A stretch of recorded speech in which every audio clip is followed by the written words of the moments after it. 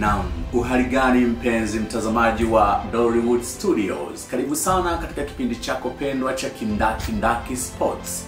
Ukiwa nami mtangazaji wako Steven Spirian Mwangosi. Hapa ndo mahali pekee ambapo unakutana na wale mashabiki kindaki na sio wale mashabiki maandazi. Na leo studio siko peke yangu, naomba nikualike dimbani, na kama unavyoona hapa mbele yako ninaye shabiki kindaki. Karibu watu hapa kufahamu kwa majina. Kwa jina naitwa Director Sami. Mimi ndio mshabiki kindaki. Unapozungumzia katika mashabiki kadhaa wachache wa Simba Sports Club, basi huwezi kuacha kumtaja. Na sisi ndio ambao tumekunywa maji ya bendera.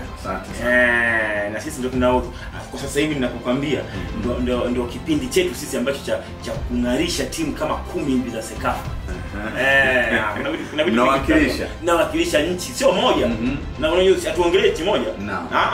Tunaongelea nchi zaidi ya 10 za ukanda huu wa Sekafa ambao wanatutegemea sisi tuje tuwaheshimishe.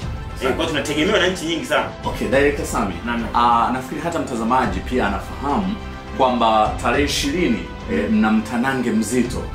Kwa sababu mnaenda kukutana na watoto kutoka kwa Madiba. Hapa nawazungumzia Stellenbosch. Ni timu nzuri sana inayofanya vizuri. Timu ambayo inavuta masikio ya wengi na macho ya wengi. Mnaweza kusema mmejiandaje nyinyi kama wanyama? Sisi kama mashabiki wa Simba, kiukweli tunaenda kuendeleza pale ambapo tuliishia. Hii si mara ya kwanza. Kwa sababu tunachoenda kukifanya, aina ya kufanya tunaenda kuifanya, watu watashangaa, Afrika itashtuka. Sio kitu kidogo. Na hii si mara ya kwanza. Sisi tulishafanya haya nyuma huko. Mwaka 74 tulishaingia nusu finali ya klabu bingwa. Tukaja mwaka 93 tukacheza na Stella Abidjan kombe la CAF, tukacheza finali. Kwa hiyo hii sio mara ya kwanza. Hakuna timu yoyote ambayo inaweza ikajifananisha na sisi. Unaelewa? Yaani mashabiki tu waje kwa wingi, umeelewa? Tutakachowafanya. Timu iko moto. Timu yuko fire. Hivi vitu sio vigeni kwetu. Sasa kama baba zao mliwapiga, tumewapiga. Sasa nini Stellenbosch? Ni timu ya kawaida, ni timu ambayo tunaiweza. Shaona japo imetoa Zamalek, lakini kumbuka Zamalek pia lazima tuitoa. Sawa. Miaka ya nyuma tulishaitoa na tumeitolea kwao, waliwafunga moja, wakatufunga kule moja, tukawatoa kwenye kwa penalty. Kipindi Kaseja yule akiwa ni mmejipangaje this time makosa kama hayo yasitokee? Kiongozi, sisi sio wanyama wala nyasi, sisi sio mbuzi. Sisi ni wanyama wala nyama, hatucheki na wowote. Tunaenda kufanya kama tunavyofanya, ila aina ya mfanyo tunayoenda kuwafanya.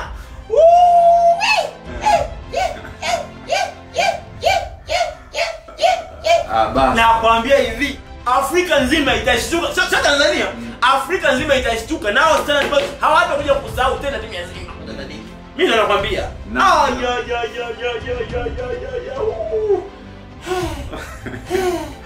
Naam, ndugu mpenzi mtazamaji wa kipindi cha Kindaki Sports. Nafikiri umesikia tambo za mwana Simba hapa, mnyama akikuelekeza kile kitakachoenda kutokea kule Zanzibar.